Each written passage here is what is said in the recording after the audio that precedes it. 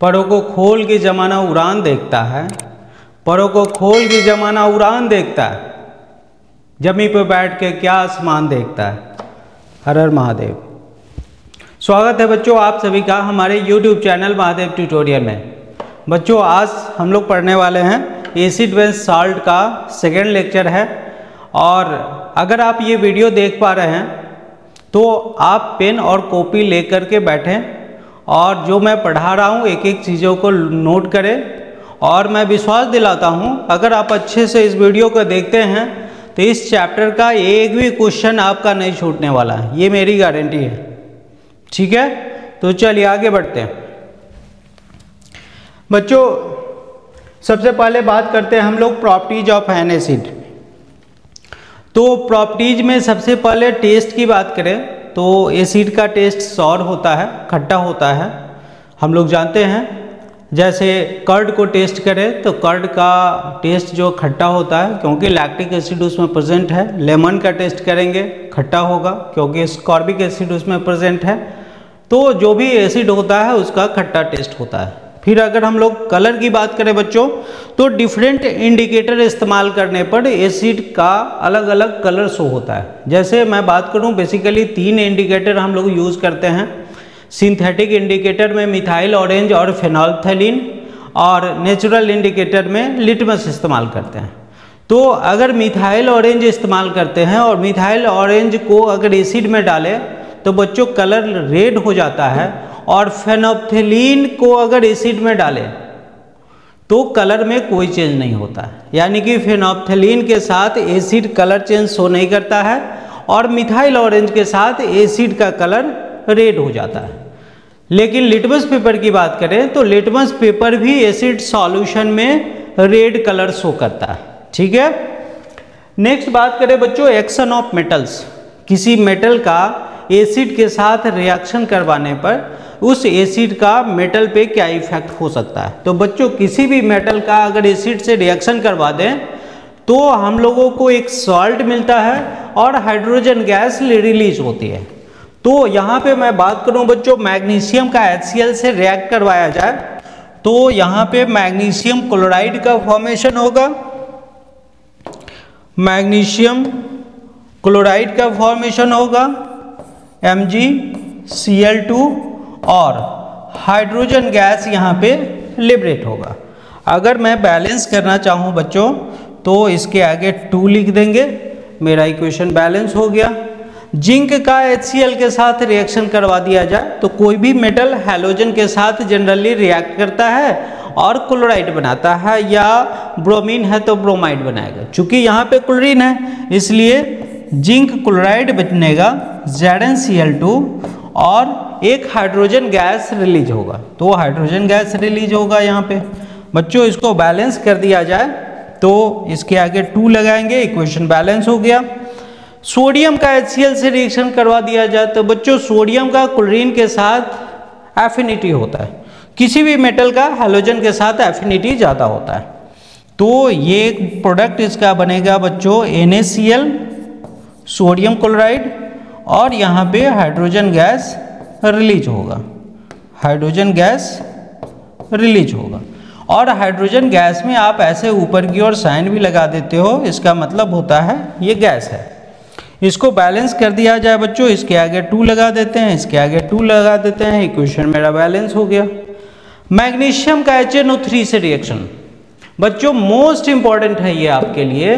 किसी मैग्नीशियम का nitric acid के साथ रिएक्शन, तो नाइट्रिक एसिड का कंसंट्रेशन अलग अलग होने पर मैग्नीशियम के साथ रिएक्शन के बाद प्रोडक्ट भी अलग अलग मिलता है।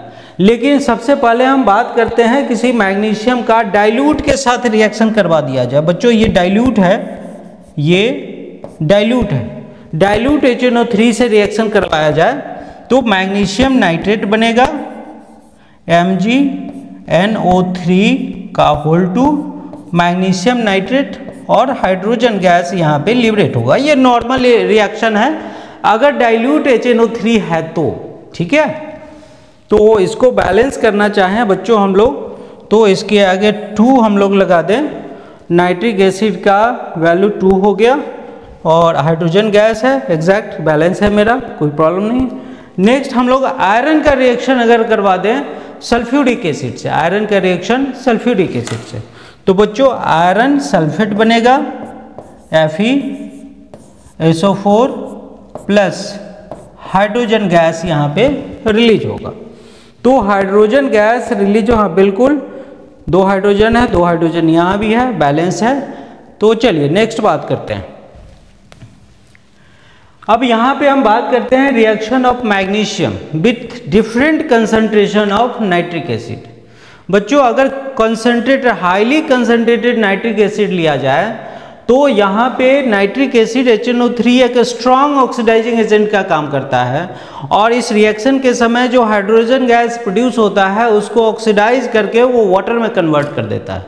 तो यहाँ पे जो बाई प्रोडक्ट हम लोगों को मिलने वाला है वेरी कंसंट्रेशन हो, वेरी कंसंट्रेटेड होगा नाइट्रिक एसिड, तो ये बनने वाला है मैग्नीशियम नाइट्रेट NO3 का whole 2 plus NO2 plus H2O।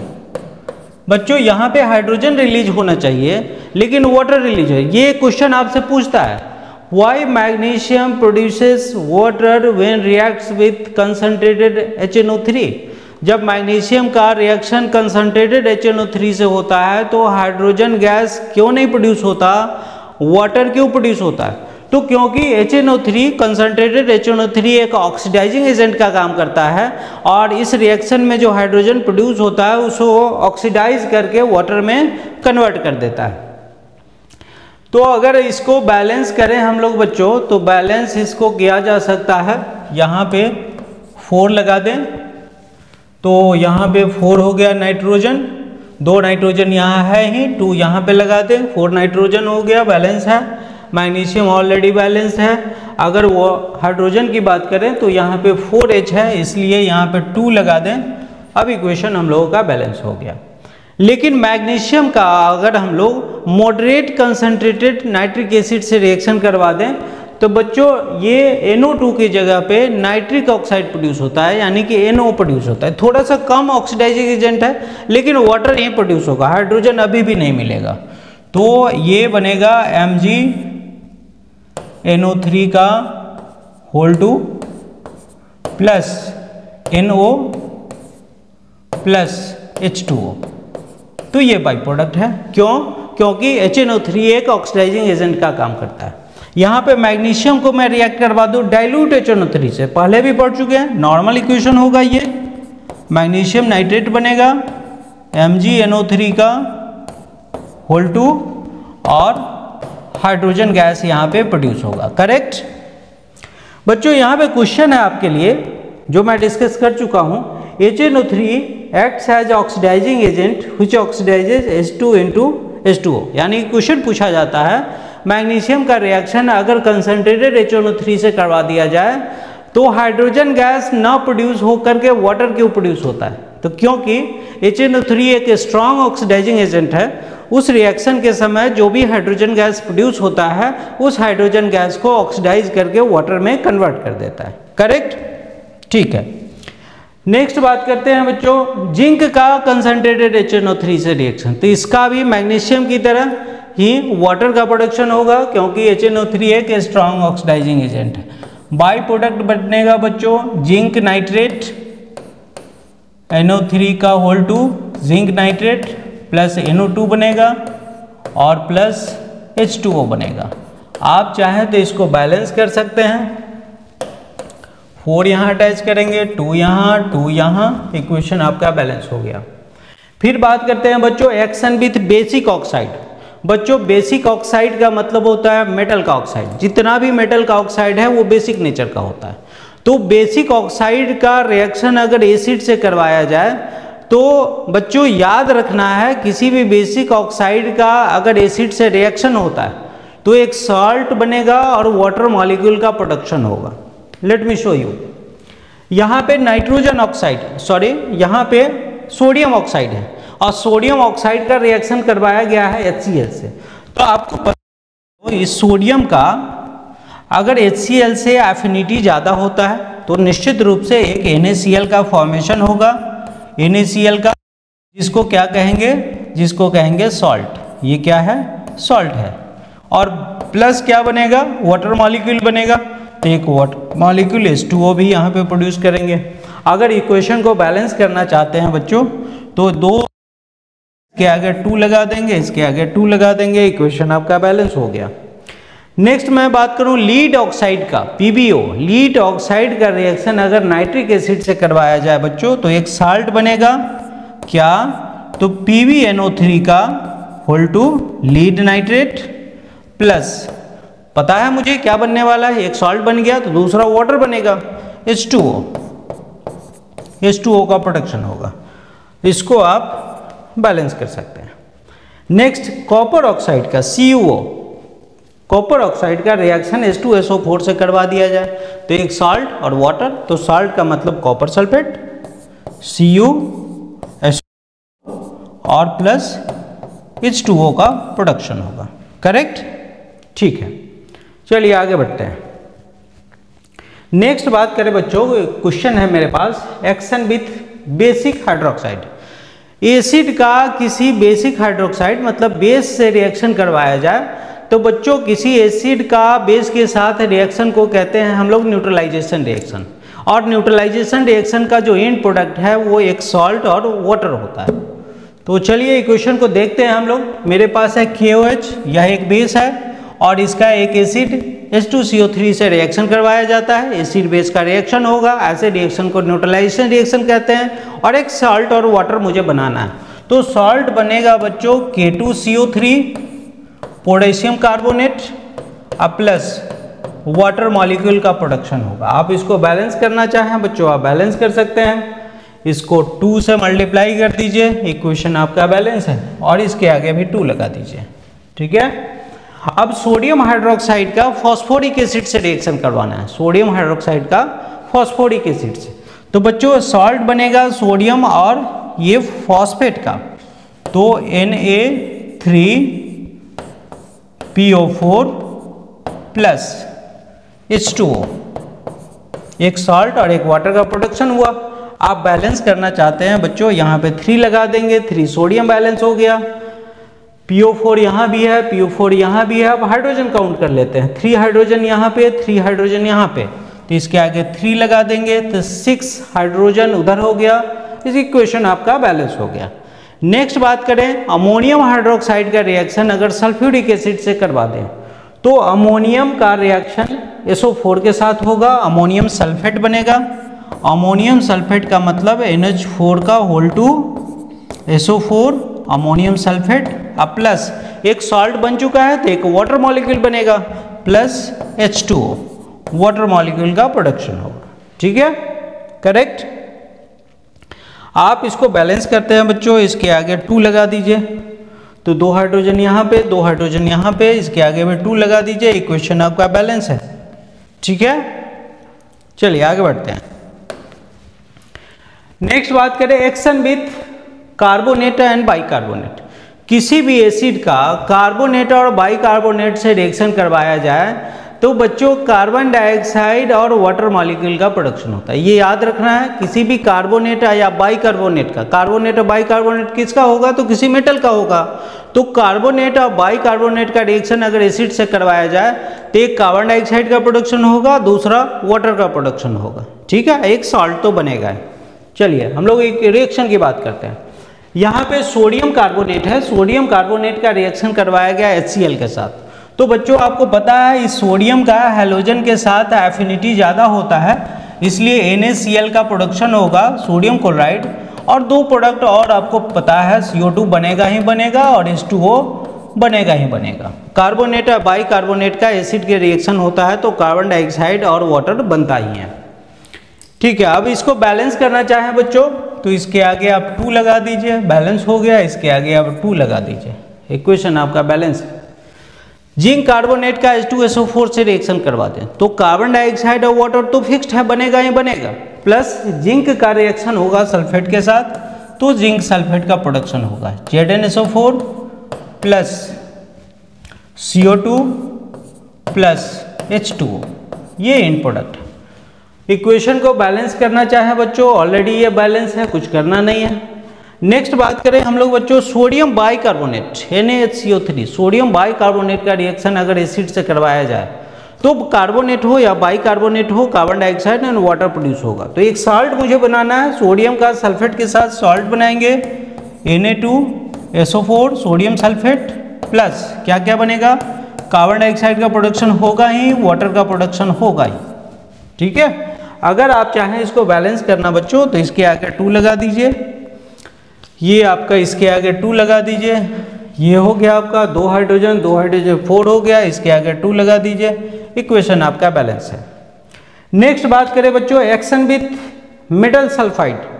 किसी मेटल सल्फाइड का एसिड से अगर रिएक्शन हो जाए तो क्या होता है, देखिए मैग्नीशियम सल्फाइड का HCl से रिएक्शन करवाएंगे तो बच्चों याद रखना है किसी मेटल का हैलोजन के साथ रिएक्शन होता है और साल्ट का फॉर्मेशन होता है। तो मैग्नीशियम का Cl के साथ फॉर्मेशन होगा, रिएक्शन होगा और बनेगा मैग्नीशियम क्लोराइड MgCl2 और क्या बनेगा, तो यहाँ से हाइड्रोजन बचा, यहाँ से सल्फाइड बचा, तो हाइड्रोजन सल्फाइड का प्रोडक्शन होगा, H2S का प्रोडक्शन होगा। यह भी एक गैस है बच्चों हाइड्रोजन सल्फाइड। आयरन सल्फाइड का रिएक्शन H2SO4 से करवाएं तो आयरन का सल्फेट बनेगा FeSO4, आयरन का सल्फाइड बनेगा प्लस आयरन का सल्फाइड के साथ साथ सल्फाइड और हाइड्रोजन को मिलकर H2S का प्रोडक्शन होगा, H2S का प्रोडक्शन होगा, हाइड्रोजन सल्फाइड।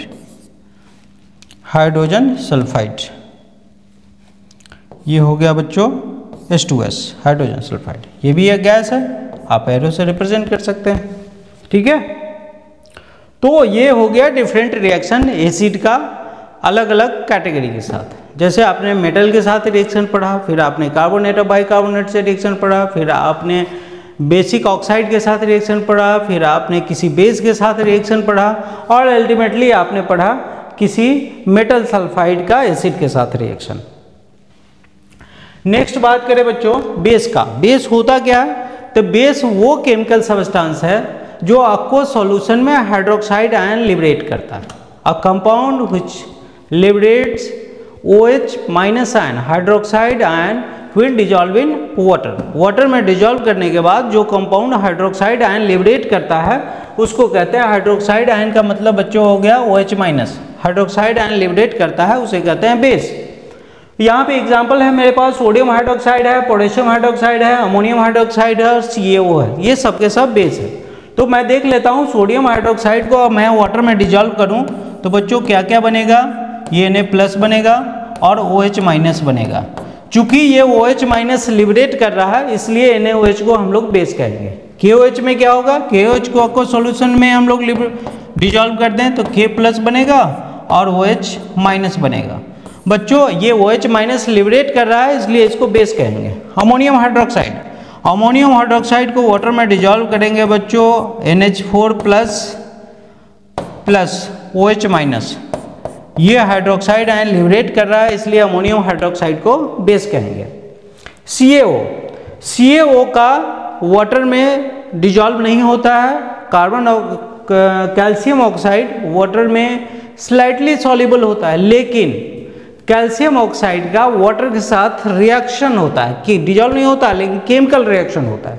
तो वाटर के साथ केमिकल रिएक्शन होगा बच्चों, ये बनेगा कैल्शियम हाइड्रोक्साइड और ये कैल्शियम हाइड्रोक्साइड अब वाटर में डिजॉल्व होकर के हाइड्रोक्साइड आयन लिबरेट करेगा। तो Ca+2 और प्लस 2 OH माइनस यानी कि 2 मॉलिक्यूल हाइड्रोक्साइड आयन का ये प्रोडक्शन करेगा। तो वो केमिकल कंपाउंड जो आपको सॉल्यूशन में OH माइनस आयन का लिबरेशन करता है, हाइड्रोक्साइड आयन लिबरेट करता है, उसे कहते हैं हम लोग बेस। करेक्ट, ठीक है, आगे बढ़ते हैं। नेक्स्ट बच्चों बात करें अल्कली क्या होता है, तो वाटर सॉल्युबल बेस को अल्कली कहते हैं। वो बेस जो वाटर में डिजॉल्व हो जाता है उसको कहते हैं हम लोग अल्कली। तो अगर मैं बात करूं NaOH, तो बच्चों NaOH को आपको सॉल्यूशन में डालेंगे तो ये कंप्लीटली डिजॉल्व हो जाता है, Na प्लस और OH माइनस में ब्रेक होता है और डिजॉल्व हो जाता है, इसलिए इसको आप अल्कली कहेंगे। KOH K प्लस बनेगा और OH माइनस बनेगा, ये भी डिजॉल्व हो जाता है। कैल्शियम हाइड्रोक्साइड की बात करें बच्चों, Ca+2 बनेगा, प्लस 2 मॉलिक्यूल हाइड्रोक्साइड आयन को लिबरेट करेगा। तो ये भी एक तरह का अल्कली है। अमोनियम हाइड्रोक्साइड की बात करें, ये भी बच्चों वाटर में डिजॉल्व हो जाता है, तो ये भी एक तरह का, अमोनियम हाइड्रोक्साइड भी एक तरह का अल्कली है। कहने का मतलब अल्कली वो सारा बेस होगा जो वाटर में सॉल्युबल होगा। कहा जाता है सारा बेस अल्कली नहीं हो सकता, लेकिन सारा अल्कली एक बेस होगा, क्योंकि वाटर सॉल्युबल बेस को ही अल्कली कहते हैं। ठीक है, नेक्स्ट क्वेश्चन एक बच्चों आपसे पूछा जाता है, कैल्शियम ऑक्साइड यह अल्कली है या बेस है? तो चूंकि कैल्शियम ऑक्साइड वाटर में स्लाइटली सॉल्युबल होता है, लेकिन वाटर के साथ केमिकल रिएक्शन शो करता है। केमिकल रिएक्शन शो करने के बाद कैल्शियम हाइड्रोक्साइड बनाता है और कैल्शियम हाइड्रोक्साइड अल्कली होता है। तो यहाँ पे कंक्लूजन हम लोग बनाएंगे, calcium oxide is a base not alkali, but calcium hydroxide form due to reaction between calcium oxide and water is an alkali. जैसे मैं बात करूं, एक एग्जांपल मैं आपको समझा दूं, कैल्शियम ऑक्साइड का वाटर में डिजॉल्व करने से बच्चों, डिजॉल्व करने से ये सॉल्युबल नहीं है, बहुत ज़्यादा सॉल्युबल नहीं है, तो डिजॉल्व नहीं होगा, लेकिन वाटर के साथ केमिकल रिएक्शन हो जाएगा कैल्शियम ऑक्साइड का। तो कैल्शियम ऑक्साइड के साथ रिएक्शन होने के बाद बच्चों बनेगा ये कैल्शियम हाइड्रोक्साइड, और कैल्शियम हाइड्रोक्साइड वाटर में जब डालेंगे तो फिर ये Ca+2 और 2 मॉलिक्यूल हाइड्रोक्साइड आयन का प्रोडक्शन करता है। तो आप CaOH का होल 2 इसको आप कह सकते हैं ये बेस भी है और अल्कली भी है। लेकिन अगर आप बात करें कैल्शियम ऑक्साइड का, तो बच्चों कैल्शियम सिर्फ एक बेस है, अल्कली नहीं है, क्योंकि वाटर सॉल्युबल नहीं है। करेक्ट। नेक्स्ट बात करें बच्चों, मेरे पास है बेस। बेस का 2 कैटेगरी बनाते हैं, एक स्ट्रांग बेस हो सकता है, एक वीक बेस हो सकता है। स्ट्रांग बेस किसको कहेंगे? तो स्ट्रांग बेस वैसा बेस है जिसको आपको सॉल्यूशन में डालने के बाद कंप्लीट आयोनाइजेशन हो सकता है। Complete ionisation takes place when dissolve in water, water में डालने के बाद कंप्लीटली आयोनाइज हो जाता है। वीक बेस किसको कहेंगे बच्चों? तो वैसा बेस जिसको वाटर में डाला जाए इनकम्प्लीट आयोनाइजेशन होता है, तो उसे कहेंगे हम लोग वीक बेस। अब बात करते हैं कंप्लीट आयोनाइजेशन क्या होता है। तो एक एग्जांपल अगर मैं ले लूं, NaCl, ये आयोनाइज होगा तो क्या बनेगा बच्चों? ये Na+ बनेगा और Cl- बनेगा। तो यहाँ पे आप देखेंगे बच्चों, अगर ये 2 मोल लिया जाता है तो Na+ का भी 2 मोल फॉर्मेशन होता है और Cl- का 2 मोल फॉर्मेशन होता है। कहने का मतलब जितना मोल आपने कंपाउंड लिया उतना ही मोल उसका आयंस बना, यानी कि कंप्लीट डिसोसिएट होगा, पूरी तरह से आयन में कन्वर्ट हो गया। तो ऐसे बेस को कहेंगे स्ट्रॉन्ग बेस। लेकिन अगर आप ले लेते हैं अमोनियम हाइड्रोक्साइड, NH4OH, और इसको आपको सॉल्यूशन में डिजॉल्व करें बच्चों, तो ये NH4 प्लस OH-, ये फॉर्मेशन तो होता है। लेकिन अगर इसका 5 मोल लिया जाए तो आप देखेंगे बच्चों मात्र इसका 2 मोल बनता है, मात्र 2 मोल बनता है। इसका मतलब क्या है? 5 मोल आपने लिया सैंपल, अब 5 मोल में सिर्फ 2 मोल ही ब्रेक हो पाया, यानी कि 3 मोल अभी भी अमोनियम हाइड्रोक्साइड उस लिक्विड में पड़ा हुआ है। तो इस तरह के आयोनाइजेशन को हम लोग कहते हैं इनकम्प्लीट आयोनाइजेशन। तो किसी बेस का आपको सॉल्यूशन में इनकम्प्लीट आयोनाइजेशन होता है अगर, तो उसे कहते हैं हम लोग वीक बेस। ठीक है। अब एग्जांपल देख सकते हैं बच्चों, स्ट्रॉन्ग बेस में आपका सोडियम हाइड्रोक्साइड आ जाता है, पोटेशियम हाइड्रोक्साइड आ जाता है, कैल्शियम हाइड्रोक्साइड आ जाता है, लिथियम हाइड्रोक्साइड आ जाता है। आप फर्स्ट ग्रुप के जितना भी एलिमेंट्स हैं सभी का हाइड्रोक्साइड एज एग्जांपल आप दे सकते हैं स्ट्रॉन्ग बेस का। अब वीक बेस की बात करें तो यहाँ पे magnesium hydroxide, ferrous hydroxide, aluminium hydroxide, ammonium hydroxide, zinc hydroxide, ये एग्जांपल आप दे सकते हैं वीक बेस का। नेक्स्ट बात करें बच्चों, बेस का 2 कैटेगरी फिर से बनाएंगे, एक कंसंट्रेटेड होता है और दूसरा डाइल्यूट होता है। कंसंट्रेटेड का क्या मतलब है? तो greater percentage of base present in the aqua solution. अगर कोई बेस का aqua सॉल्यूशन है और उस aqua सॉल्यूशन में बेस का परसेंटेज ज़्यादा है तो उसको कहेंगे कंसंट्रेटेड, और किसी बेस के aqua सॉल्यूशन में बेस का परसेंटेज कम है, वाटर का परसेंटेज ज़्यादा है तो उसको कहेंगे डाइल्यूट। अब कंसंट्रेटेड क्या है? तो have high percentage of base dissolve in water. Dilute क्या है? तो have low percentage of base dissolve in water. ठीक है, तो जो डाइल्यूट होगा उसमें बेस का कंसंट्रेशन कम होगा, वाटर का कंसंट्रेशन ज़्यादा होगा।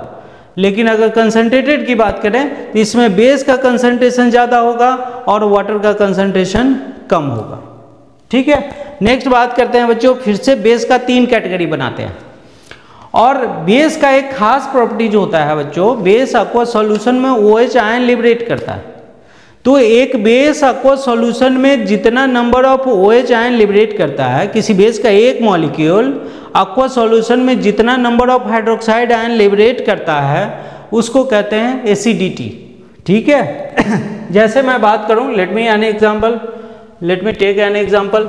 अगर मैं बात करूं NaOH का, तो बच्चों NaOH aqua सॉल्यूशन में डालेंगे तो Na plus plus OH minus, यानी कि सोडियम हाइड्रोक्साइड एक हाइड्रोक्साइड आयन को aqua सॉल्यूशन में लिबरेट करता है।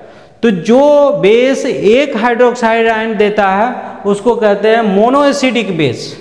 जो बेस किसी aqua सॉल्यूशन में 2 हाइड्रोक्साइड आयन देगा उसको कहेंगे डाई एसिडिक बेस। अब वैसा बेस जो aqua सॉल्यूशन में 3 हाइड्रोक्साइड आयन देगा उसे कहेंगे ट्राई एसिडिक बेस। तो sodium hydroxide, potassium hydroxide, ammonium hydroxide एक मोनोएसिडिक बेस है। Calcium hydroxide, magnesium hydroxide, barium hydroxide सभी के पास 2-2 OH है। आप देख सकते हैं aqua सॉल्यूशन में आप डालेंगे तो इस बेस का एक मॉलिक्यूल 2 हाइड्रोक्साइड आयन देगा, तो जो 2 हाइड्रोक्साइड आयन देता है उसको कहते हैं डाई एसिडिक बेस। और यहाँ पे एल्युमिनियम हाइड्रोक्साइड है, फेरस हाइड्रोक्साइड है। बच्चों आप देख सकते हैं एक मॉलिक्यूल में 3 हाइड्रोक्साइड आयन है, यानी कि एक मॉलिक्यूल 3 हाइड्रोक्साइड आयन लिबरेट करेगा, इसलिए इसको कहेंगे try acidic base. Correct. Next बात करें बच्चों, मेरे पास एसिडिटी ऑफ ए बेस मैं डिस्कस कर चुका हूँ। एक बेस के एक मॉलिक्यूल के द्वारा जितना number of hydroxide ion liberate किया जाता है aqua सॉल्यूशन में उसे कहते हैं हम लोग एसिडिटी ऑफ ए बेस। ठीक है, फिर बात करते हैं how to dilute an acid और बेस। किसी एसिड और बेस को डाइल्यूट कैसे किया जाए? तो 2 ऑप्शन है आपके पास बच्चों, by adding water to the acid और बेस। वाटर का एसिड बेस के साथ रिएक्शन एक्सोथर्मिक होता है, तो एक ही साथ अगर वाटर को एसिड और बेस में डालेंगे तो मे भी एक्सोथर्मिक रिएक्शन होने के कारण हीट निकलेगा और अचानक से वाटर वहाँ से वेपराइज होगा। उस वेपर के कारण हम लोगों को शरीर को डैमेज भी हो सकता है। इसलिए क्या उपाय करेंगे? तो दूसरा उपाय है बाय एडिंग एसिड और base to the water slowly. Acid और बेस को वाटर में डाला जाए और धीरे धीरे डाला जाए। तो ये वाला सेकेंड वाला ऑप्शन सही है। किसी एसिड और बेस को डाइल्यूट करने के लिए मुझे एसिड और बेस को वाटर में डालना चाहिए धीरे धीरे। इससे क्या होगा, एसिड और बेस का वाटर के साथ रिएक्शन होगा, हीट प्रोड्यूस होगा चूंकि एक्सोथर्मिक है, और वो हीट वाटर में स्प्रेड हो जाएगा जिसके कारण किसी तरह का कोई नुकसान नहीं हो पाएगा और अच्छे से हम लोग डाइल्यूट कर पाएंगे।